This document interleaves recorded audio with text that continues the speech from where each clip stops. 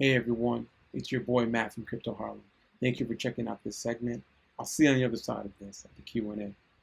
Peace. Welcome to SWork Survival Guide, and we're going to have a conversation about online privacy. I'm just going to jump right into it, and just honored to be here, honored to be speaking to you. Thanks for listening to my words. Um, Real quick, sex work is work, and sex work is community, and it's great to see the community coming together, talking about safety and security. And I'm honored to speak about online safety and security. Whether you're amateur or a celebrity, whether you're a webcam model, a clip site model, doing phone work, full service sex worker, adult content creator, stripper, dominatrix, just doing flirting and chatting, selling clips, whatever you're doing, there's a lot for you to know about technology and how you use it. And technology touches all those works and all those parts of this work, regardless of whether you're predominantly online or offline. The links to these slides are available here at bit.ly/SW Guide minus online privacy one. We're going to talk about ways that you can further separate, the name your given name or your username and your stage name. This thing was called Staying Safe in the Cybers, Harm Reduction for Sex Workers. It's dope. It's really good. You should watch it. And it goes into a lot of good stuff. So check that video out. All right. Also, I wrote a very advanced article, which is like on the advanced side. Now we're just way away from the foundation side. And it's called Privacy Recipe, Creating an Online Persona. But it goes through like a lot of different things to consider and think about if you want absolutely no real world ties to an online persona. Good for burner accounts that you're using for testing different things. Let me do some quick intros. Slammer. Slammer's a grassroots digital security trainer and is not available for the time of this recording because this is actually the second recording. Had a little bit of a technical problem, right? But Slammer's work is all through this research and was a big part in putting all the stuff together. So thank you, Slammer. And you're listening to the voice of Matt, right? I'm a hacker and I'm the founder of Crypto Harlem. And I go by Gemini Matt on Twitter. So let's talk about compartmentalization, right? So, we are all many people, so to speak. Our persona is just one of those people. You might have multiple personas. You might have multiple stage names. And what's that really mean? Well, if you unpack it, the person that we are at work, right, is not the person that we are at home. It's not the person that we are when we're with our romantic partner or partners. It's not the person that we are when we're with family. It's not the person that we are with friends. It's slightly different. And, you just would be weird, kind of strange if you were acting the way you do with your family when you're with your romantic partner, or acting the way you do when you're with your friends when you're at work. It's just not, we all just show different parts of ourselves. And sex workers are great at separating these things and working this stuff out naturally, right? What the issue comes into is with our technology. With our technology, that's where the problem is, right? Our laptop and our phones. Our laptops and our phones are just spilling everything and mixing everything together and creating a lot of confusion. And that's not good. And this entire talk is about how we can separate that.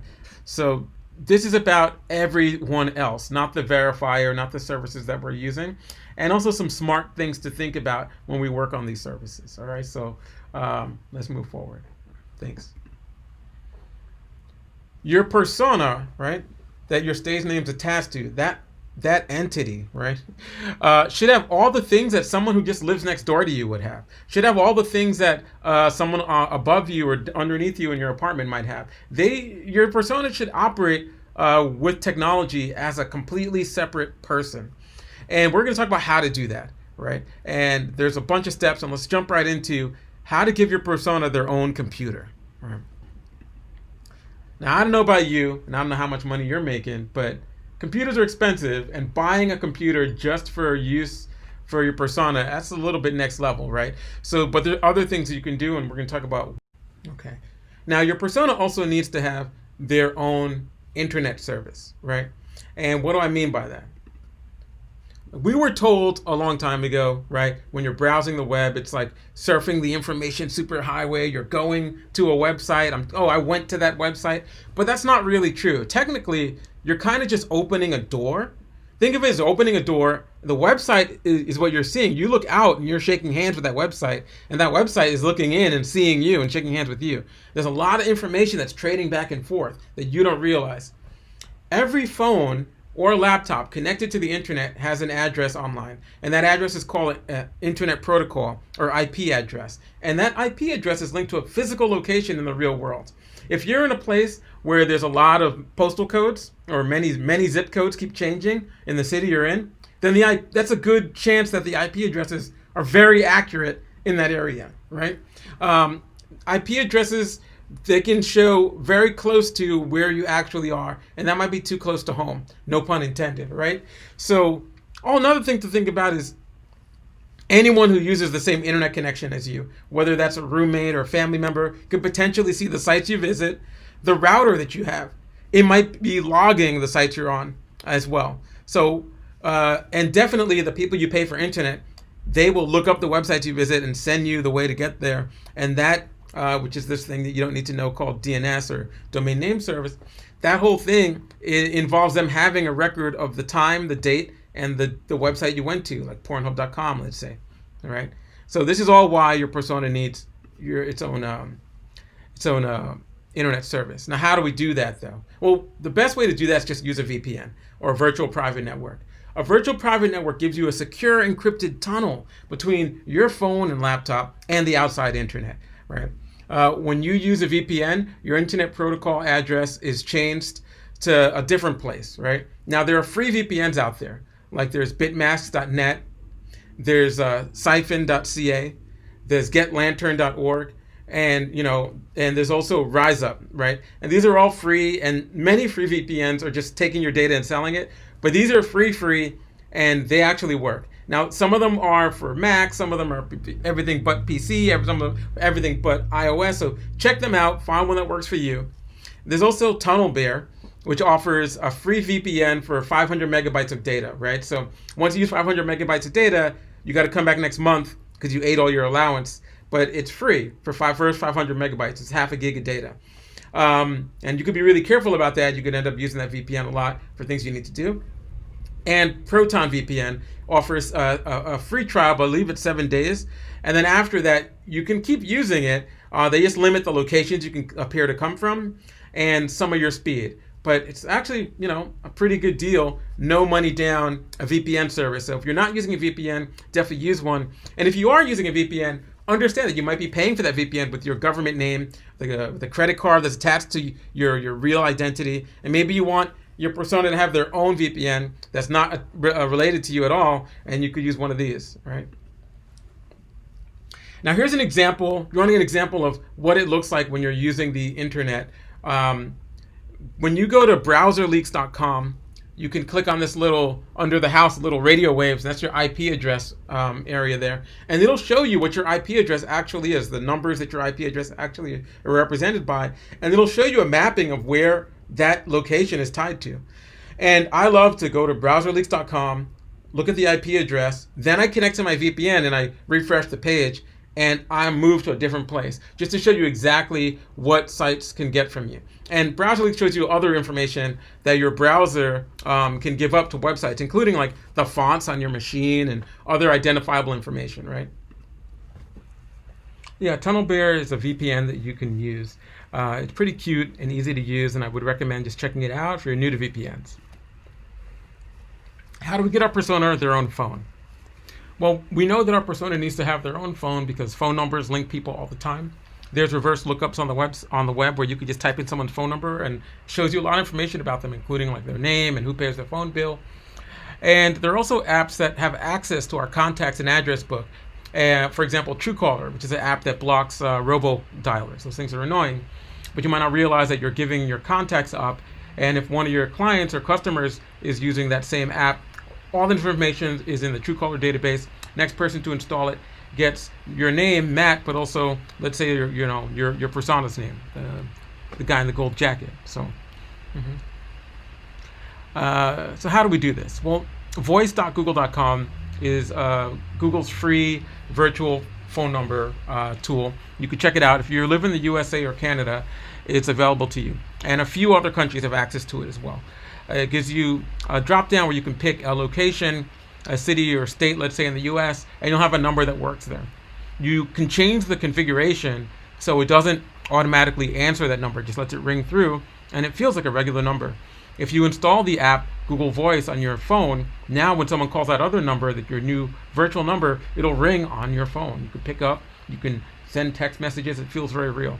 Now, there are paid virtual numbers as well. Dial pad, Skype out, burner, and they all offer slightly different features, but it's all the same. Hush.com offers international numbers. If you want a number, in Korea or Switzerland or something, like, you can have a virtual number that's further out there. And secure messaging apps like Signal and WhatsApp, they accept virtual numbers for registration. So you can still sign up with one of your virtual numbers, and you're not using your regular one. Now, Signal and WhatsApp only can take one number at a time, so you'd have to use a different phone or a different profile on your device if you wanted to, have two numbers on Signal and WhatsApp. Let's talk about that. Well, websites like Twitter and Google, they don't allow registration with virtual numbers. If you're trying to register to a new Twitter account with your Google Voice number, you might have a problem.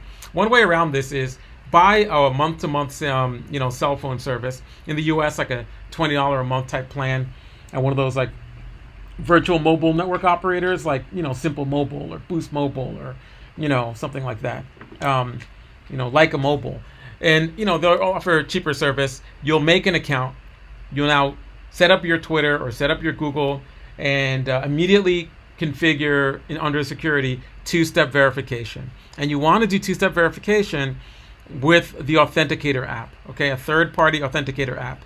They will recommend using Google Authenticator, but I would recommend you use this third-party Authenticator app called Authy.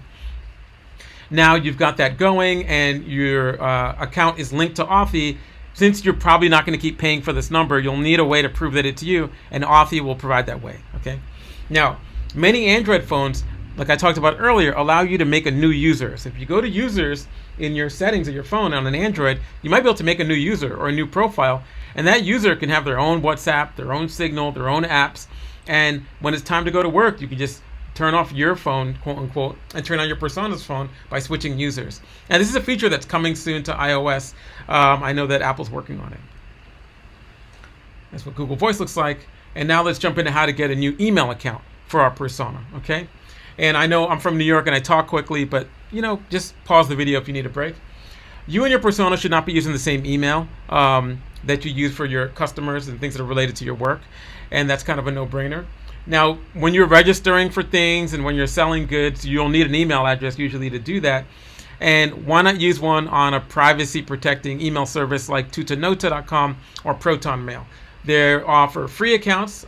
So for Tutanota, you can have one free account per human, so you can go get your free account. And for ProtonMail, they offer free accounts as well. Now, they're both really cool. I like them both a lot. ProtonMail offers self-destructing messages if you are sending a message to someone else who's also on ProtonMail. They also have an experimental kind of calendar and some cool tools. Tutanota offers an encrypted calendar, address book, and contacts that fully works and everything. And I like that too. Now, if you have to be on the same service as your client, so get them on ProtonMail, and they can send you messages to your ProtonMail. It works out more securely that way, and you get the destroyed, self-destructing messages.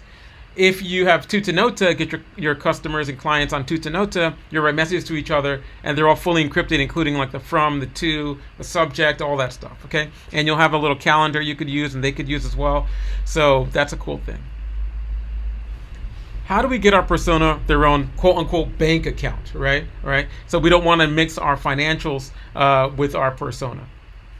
Well, this is pretty tricky, obviously. And by bank account, what we mean is just a place to send, hold, and receive funds, right? Now, some of the most popular payment processors obviously prohibit sex work.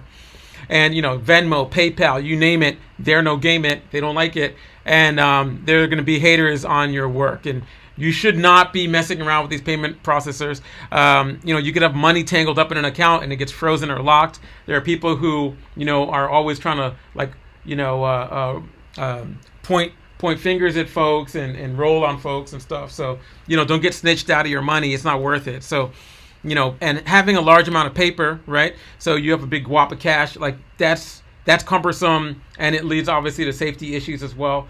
Who wants to be messing around with cash? So what can we do? You can use a one-time gift card if your persona needs to buy things, right? So you don't have to be using your government credit card, government name, real identity when you're buying things for your persona if you want to separate that way, on an outgoing way, right? And that might involve you just going down to like your pharmacy or your gift shop and picking up a gift card for, happy birthday card for somebody. You load it up with some cash, and then you can use it on a lot of different online services for shopping. But you should test it first, because not everyone uses these cards because they don't have chips on them, the little computer chip, right?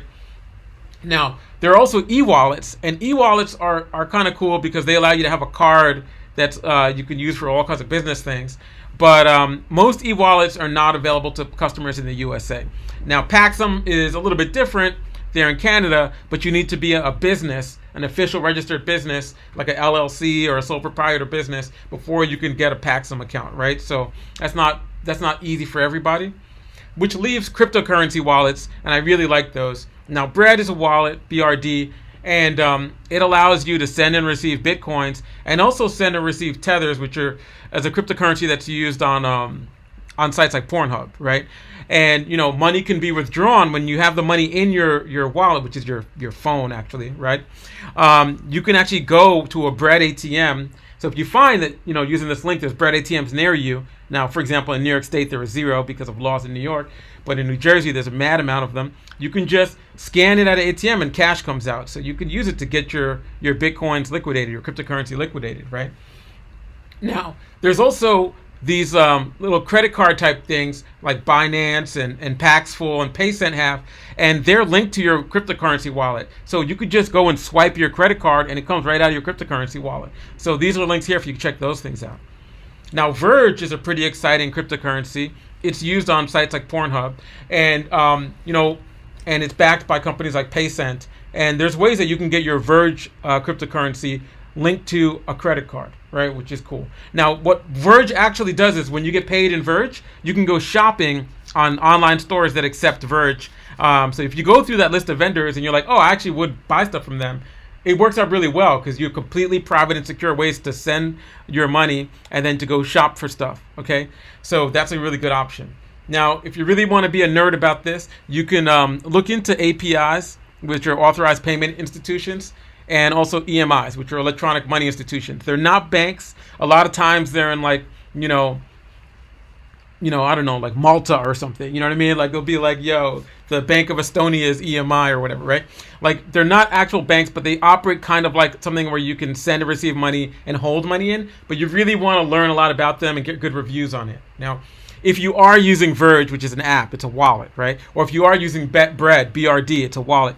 Make sure you write down those words they tell you when you're registering. These random words, that's your seed. If you lose them and something happens to your phone, you lose everything, right? So write that down, like, again, in a book, your favorite book in your house, on a poster on your wall. Maybe write some other words around it that are just like there to obfuscate and hide stuff. So you have a backup. Because if you get a new phone and you install that wallet, Verge, or you install Bread, and you put in that seed, boom, your money starts coming back. So, make sure you write it down, okay? It's what Bread looks like. I like that thing. Here's what Verge looks like. Again, it's pretty cool. Now, there's a wallet I didn't talk about. It's called Samurai Wallet. It's only for Android phones, but it's the most secure and private wallet I've come across. I really like it. They like to say like they're for the streets, right? And they really are. It's pretty dope. There's a lot of different security settings that you will need to learn to really maximize using it, but it can make it that every time you get a transaction, it's to a brand new account and all kinds of cool stuff like that. So if you really want to nerd out, look into Samurai. Our persona should have a different face or a different look. What does that really mean? What do I mean when I say that, right? Well, you can reverse image search a picture, right? Like TinEye, Google Images, Yandex, they allow you to do that. You can put a picture in and it finds everywhere on the internet where the picture exists, right? Now, you also might have like a poster on your wall or a unique shirt that you bought on Etsy or something, right? And you're like 1 to 10 people with this thing. Maybe you have the sun coming in through your window. All these things can be used to like link or identify you. And just important that you understand and think about that stuff, okay? Now, just use artificial lights and lamps, and don't have your if you're doing a live thing, especially if you're a cam person, you don't want to have a live cam where people can see the time of day and shadows of light in your room, because there's actually tools online that could tell them, someone like what time zone you are in, or what location on the planet Earth in general where you are, and things like that, right? Now, this leads to this really weird thing we're about to be talking about called computer vision, which does object recognition and image classification. And this is what's used on a lot of different platforms to remove adult content, right? Or sensitive content. Now, when you're using a reverse lookup, I recommend using TinEye over the other ones, just to see, like, if you're trying to do an image search, right? If you want to see if your images, where they're showing up on the internet, TinEye doesn't keep your images. It doesn't keep that data, while Google and some of the other things that do reverse image search do. So if you want to be careful, check it on TinEye first, right? If it doesn't show up there, maybe you'll think about using other ones. But if it does, you save yourself, actually giving information out, right? Now, Mistress Faye NYC on Twitter and on Instagram had a really cool series of videos about how computers on Instagram see adult content, but the account was completely removed and killed because, Mistress Faye was sharing information on how to get around and think about computerized eyes. It's kind of messed up, right? But I'm sure that information is going to get re-upped, so look for it. There's a tool called NotSaferWork.js, which is nsfwjs.com, and you can upload any picture into this tool, and it's a computer that's been like born and bred and raised on porn, and it'll identify how porny an image is, how sexy an image is, or if it's neutral. And it helps you get an idea how computers see your pictures. And if they register extremely sexy and extremely porny, maybe they can get taken down, or they'll be alerted, and maybe there's things you can do to change it. So, check that out. And it's a open source project, and the code's available if you want to nerd out on it and learn more. Now, if you're new to just this idea of like how computers see things, there's this thing called COOCH.ai, which you can install on any phone, like an iPhone or an Android, and you can point your camera at any object or video or picture in the real world, and it'll start telling you what it's seeing. And it's a pretty cool way to just understand and more how computer vision works. Now, if you really want to get under the hood and see how computer vision works real, you can click on these links here. We have a bunch of different links from IBM, from Microsoft, even from Google, on how their AI engines look, and it gives you some idea of how they're looking at your pictures, right? Now, a lot of folks have images and video that they're sharing to just one customer or client, and they want to make sure that it doesn't leak out. If you're trying to identify where a leak came from, there's a company that offers a paid service that will make every photograph that you give to someone have a hidden invisible serial number inside of it. And even if they mess with it, they can't get rid of it, and you can track it back. So that's a good way to find leaks. And just remember, as you put links in your bio, it's always good to use an all my links or a Linktree link for your bio, and not something that goes to a site that's maybe considered racy or adult content. And on that Linktree, you can have a link further out to your other stuff, okay? There was an article in the New York Times about this company called Clearview AI, which makes software that's only available right now to law enforcement and investors and friends of Clearview. And it looks at a bunch of public images on the internet and tells you who your phone is looking at, who they best match to on the internet, and their database of pictures. Just pretty wild. It's very accurate. Here's an example of it looking at a picture of Mark Zuckerberg, and how the iOS version of Clearview AI is able, you can upload a picture and it can tell you like who someone is, right? And that's why it's important that we understand this new world of computer imagery, because the more we know about something, the more power we have. Now, last but not least, how do we give our persona their own address, right? Your persona needs to live somewhere, and it shouldn't probably live in your space or your house, right? Maybe you want to receive gifts or presents or some kind of tribute, and you don't want that address linked to you. Now, people have used things like Amazon wishlist, but maybe I have something from your wish list and I get it for you, and then I contact that seller and I'm like, oh, my friend says they didn't get that gift. Where did they send it to again? The address didn't match, and the seller could get tricked into leaking data, leaking information, right? So it's real, and this kind of stuff happens. So, it's really important to avoid it. And obviously, we know that sites like Spokeo.com, our data broker sites, you can type in an address and it can tell you who's associated with that address, right? And you don't want it that your persona and you are linked together with the same address, right? Last but not least, when you're setting up a PO box, it's against the law. If you're in the United States setting up one of these, post office box, it's against the law to use a fake name or any kind of inaccurate information when you're putting that stuff up. So don't do that. So what do we do? Well, what you want to do is you want to use a virtual address. Virtual mailbox services allow you to use these addresses. They will receive packages and mail for you. They'll send you an email or some kind of mobile message when you get the mail, and then you can say, "Oh, open the mail for me and take a picture of it." Or you can say, "Hey, I'm gonna go pick it up. You're right down the street from me." Or you can say, "Mail that package now to my real address," and they're the only one who has your real address. So there's an extra step involved, which protects your identity. Now, you could use those services along with Delivery Code or Spoiled Online, Want, or your regular Amazon wish list, and it just makes it that the address that's given or behind those things isn't you. It just adds an extra buffer, right? Just make sure that you keep up to date on the reviews of a lot of these virtual services. Some of them are very small operations, and you want to make sure the quality of the service is good. Now, Earth Class Mail is an example of a virtual mailbox service. Thank you. Stay safe and secure, y'all. If you need to reach me, look for this Medium post, How to Reach Matt Mitchell Privately. All right, peace.